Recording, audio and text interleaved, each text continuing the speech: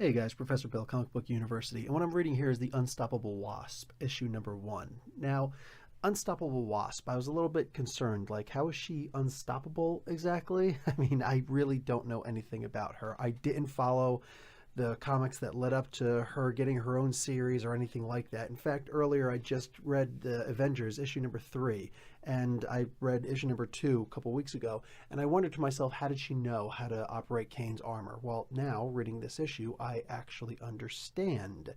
See, Wasp, the Unstoppable Wasp, is Nadia. She doesn't actually have a last name. Her last name should be Pym, though. It only makes sense because she's Hank Pym's daughter. Now, if you know anything about Hank Pym from back in his origins, before he was married to the Wasp, before he even met the Wasp, that's Janet Van Dyne, he was married to another girl. He was married to a Hungarian woman, and her name was Mariah, and she was a really cool person, apparently. She was a brilliant scientist, just as he was. She was the daughter of an even more brilliant scientist, and she was kidnapped and she was killed.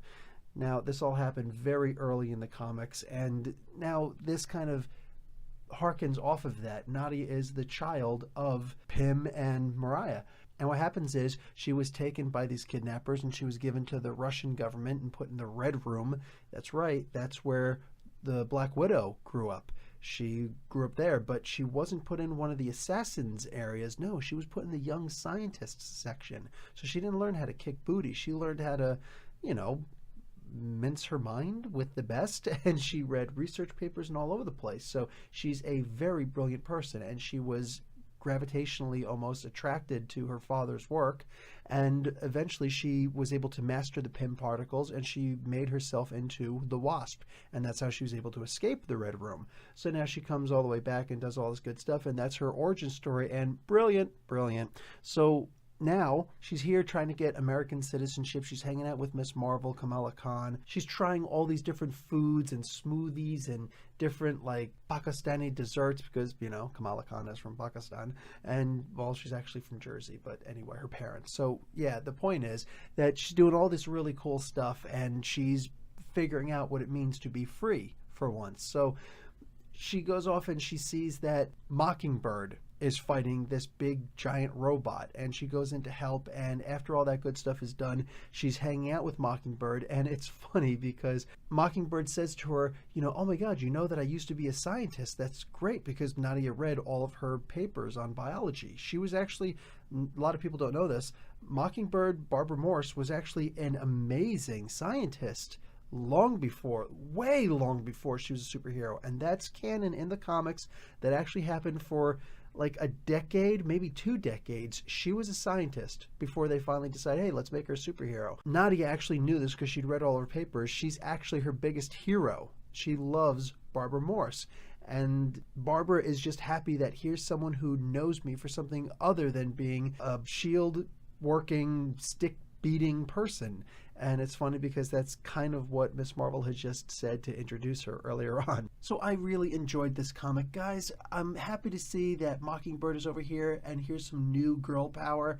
Now, Chelsea Kane, if you remember her, before I even started my comic book channel, it was right around that time, Chelsea Kane had just quit the Mockingbird series. She was writing Mockingbird, Barbara Morse.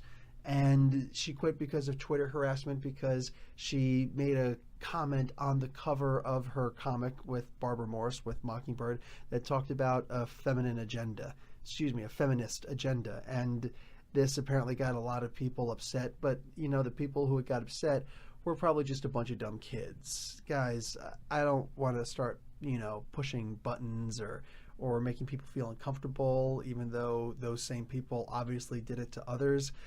Yeah, we do live in a glass ceiling society, and we're better than most, but we're not better than everybody, and we really should be striving towards that. So I am actually sad that Chelsea Kane isn't writing Mockingbird anymore, but hey, if Jeremy Whitley is going to pick up the slack off of that, and he is the writer of this comic, then hey, more power to him. I hope we do see more of Barbara, since, she doesn't have her own comic anymore. And the Unstoppable Wasp is saying that she's going to start recruiting some more people. So I'm really, really happy to hear something like that. She seems like she's going to be a very fun character. I'm really looking forward to what comes in the future. Guys, this is getting an A- because it deserves nothing less. Anyway, guys, Professor Bill, Comic Book University, class dismissed.